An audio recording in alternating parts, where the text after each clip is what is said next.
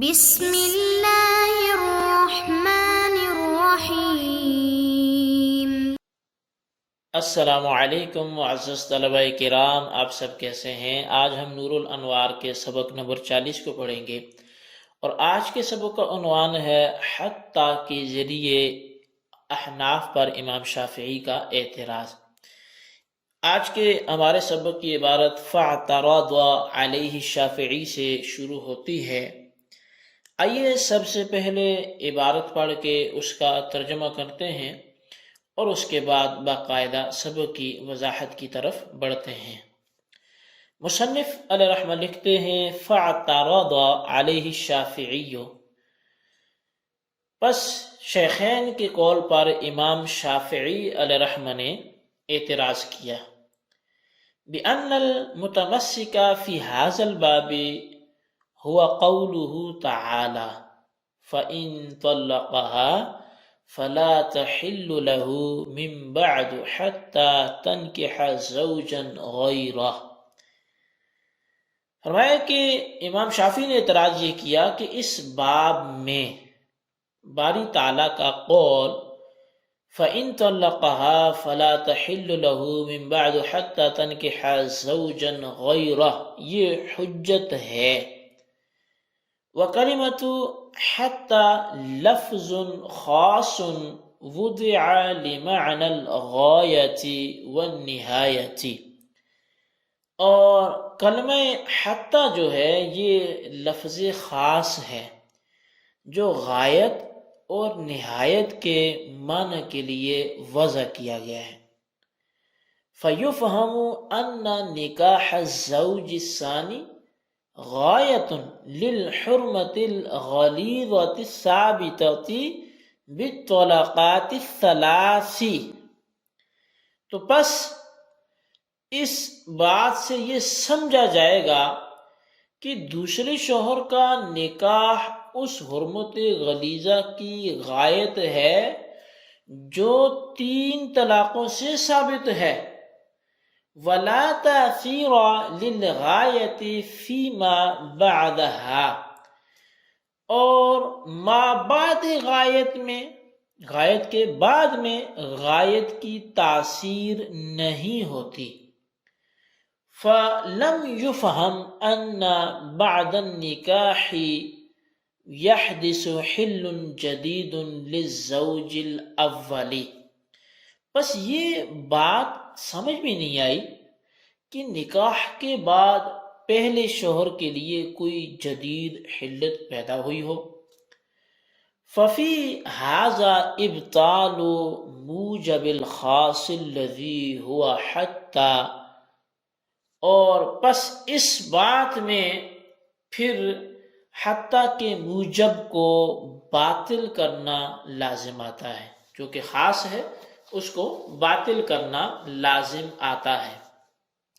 فلما لم يكن الزوج الثاني محللا فيما وجد فيه المغيّا وهو الطلاقات الثلاث، پس جب دوسرا شوہر اس چیز میں محلل نہ ہو سکا جس میں مغیّا موجود ہے، یعنی 3 طلاقوں والی صورت میں، ففیما لم یوجد المغیّا وهو ما دون الثلاث الاولی الا یکون محللا، پس وہ صورتیں کہ جس میں مغیّا موجود ہی نہیں ہے، یعنی 3 سے کم والی صورت میں، تو پھر تو وہاں بدرجہ اولا جو شوہر زوج ثانی ہے وہ محلل نہیں ہوگا۔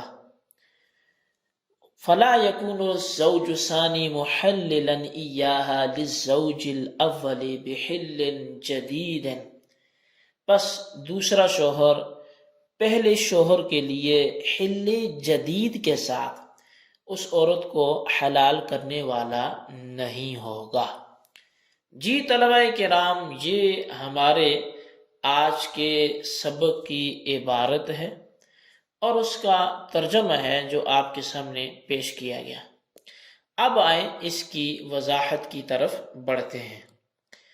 تو شیخین کے قول پر، یعنی حضرت امام محمد اور امام اعظم رحمۃ اللہ تعالی علیہ کے قول پر حضرت امام شافعی علیہ رحمہ کے وارد کردہ اعتراض کا حاصل یہ ہے کہ شیخین کا یہ بات کہنا کہ دوسرا شوہر عورت کو پہلے شوہر کے لیے حل جدید کے ساتھ حلال کرتا ہے، یعنی بالکل نئی حلت دے دیتا ہے، یعنی پہلے شوہر کے لیے از سر نو حلت پیدا کرتا ہے۔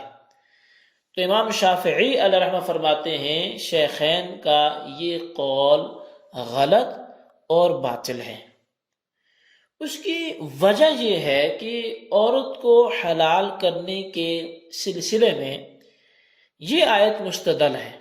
وہ آیت کون سی ہے؟ فَإِن طَلَّقَهَا فَلَا تَحِلُّ لَهُ مِن بَعْدُ حَتَّى تَنكِحَ زَوْجًا غَيْرَهُ، بس اگر وہ اس کو طلاق دے دے تو اس کے بعد اس کے لیے حلال نہیں ہے وہ، یہاں تک کہ وہ غیر سے نکاح کر لے کسی اور شوہر سے۔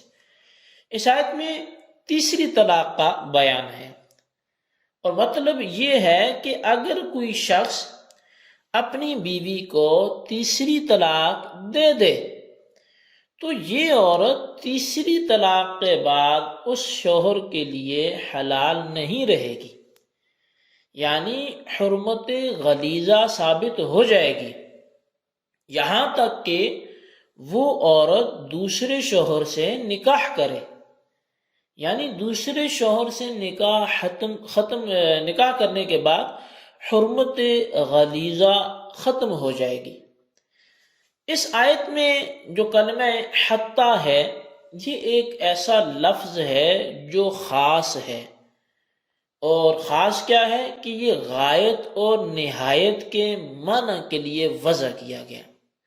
غایت کا معنی بھی انتہا، نہایت کا معنی بھی انتہا، تو مطلب یہ کسی چیز کی حد کو، انتہائی مرحلے کو، آخری کونے کو بیان کرنے کے لیے وضع کیا گیا ہے، انتہا کو بیان کرنے کے لیے وضع کیا گیا ہے۔ یعنی کلمہ حتی کا مدلول یہ ہے کہ حتی سے پہلے جو چیز ثابت ہوتی ہے، حتی کے بعد وہ چیز منتہا اور ختم ہو جاتی ہے۔ مثلا کسی نے کہا اضرب، بلکہ اگر وہ اپنا کہے کہ اضربو کا، میں تجھے مارتا رہوں گا، حتی جاء خالد، یہاں تک کہ خالد آ جائے۔ اب وہ کہتے ہیں میں تجھ کو مارتا رہوں گا یہاں تک کہ خالد آ جائے، یعنی کہ اس کا مطلب یہ ہوا کہ خالد کے آنے کے بعد مارنا ختم کر دوں گا۔ بس کلمہ حتی کے معنی کی روشنی میں آیت کا مطلب یہ ہوگا کہ پہلے شوہر کے 3 طلاق دینے کی وجہ سے جو حرمت غلیظہ ثابت ہو گئی تھی، دوسرے شوہر کے ساتھ نکاح کرنے کی وجہ سے وہ حرمت ختم ہو گئی ہے۔